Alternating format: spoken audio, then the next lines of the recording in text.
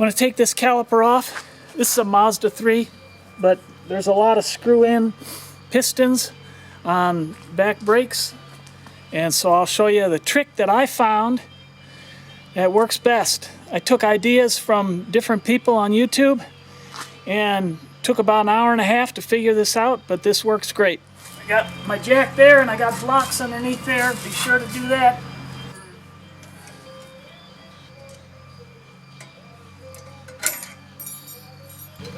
In case somebody needs to know to pull the plugs off.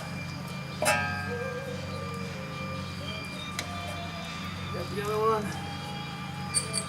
Allen wrench.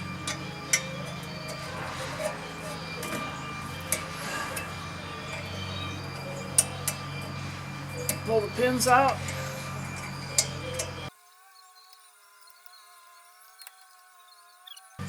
And when I pull this off, this caliper, you want to be careful. This is the brake cable here, but you want to be careful of that brake hose. They get brittle depending on the climate and weather. If you're in salty area, but you don't want to stress that.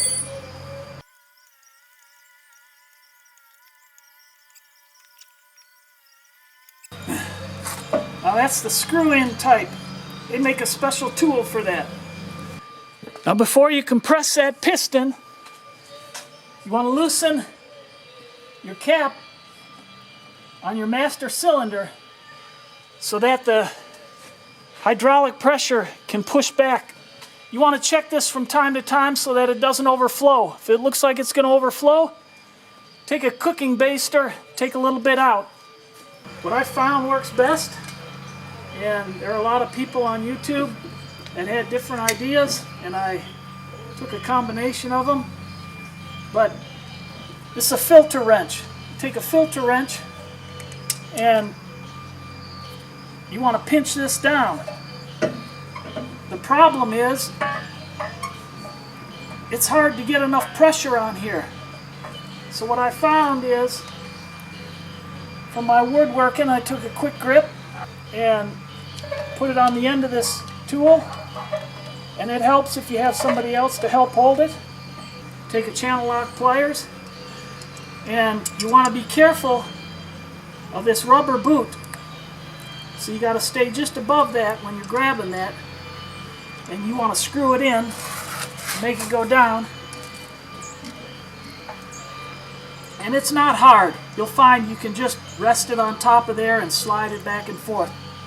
But with that pressure on, you got to break it loose first. There we go. Too off. I'm not left-handed. I'm trying to stay out of the line of the camera. But I fought with this thing and fought with this thing, and finally figured it out. But I couldn't do it without this clamp. That was a big key.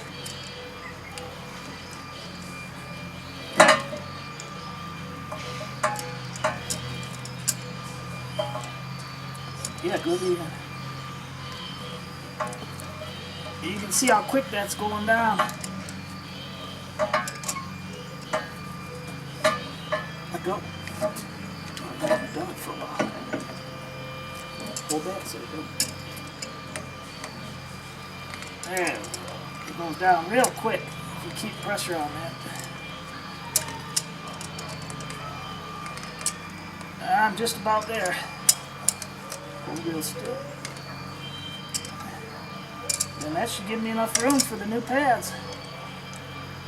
And that's in real time. There's nothing to it. And that's it. Now you just release the quick grip, take the pliers off. You got that all set. I didn't damage the rubber boot at all. And I can go ahead and throw the pads in. Of course, take the old pads off.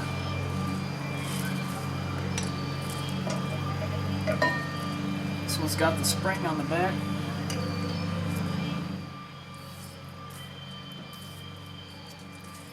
Let's put a little grease on here. Stop the squeaks.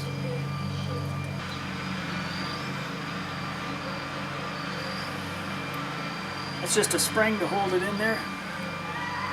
And these don't lock in the back. Some of them lock in the back.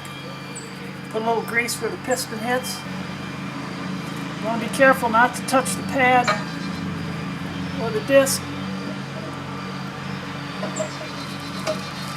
Keep it clean.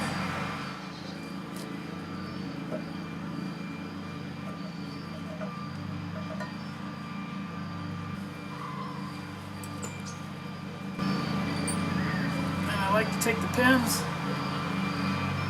I already cleaned these pins.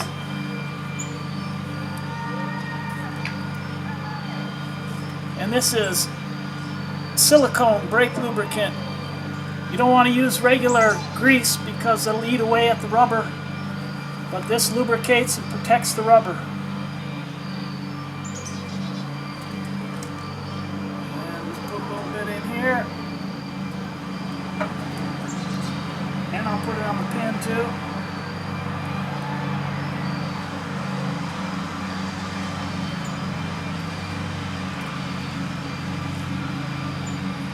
Put that back in.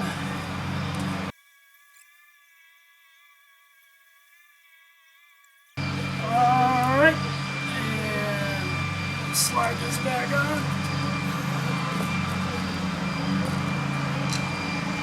Pins out of the way. And it fits. Beautiful. Now you want to be real careful not to cross thread these pins. So what I like to do is go counterclockwise till I hear a click. Get it lined up. And then clockwise. And screw it in. It should be real easy. You don't want to cross thread that.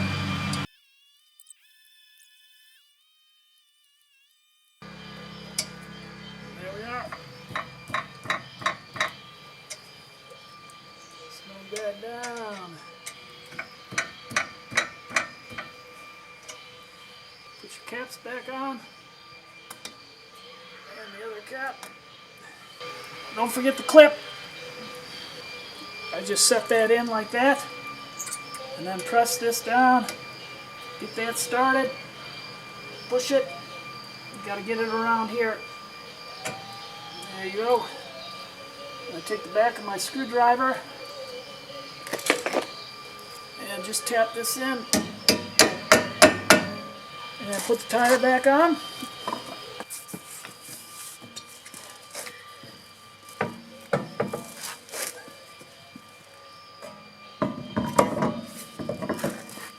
Leave it there.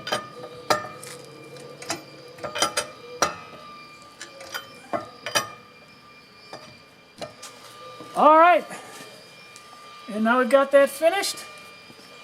The fluid's high, but we didn't overflow. So I'm just going to wipe around here, clean this up.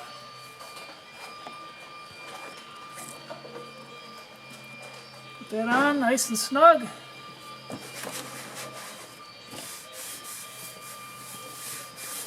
And we'll reset the brake pedal. You just pump the brakes and it'll push that hydraulics back down. And then take it out for a test drive. Should be good to go. If this video was a help to you, give it a thumbs up. If you haven't already, please consider subscribing. And I sure hope this helped you and saved you a lot of time. It took me a while to figure this out.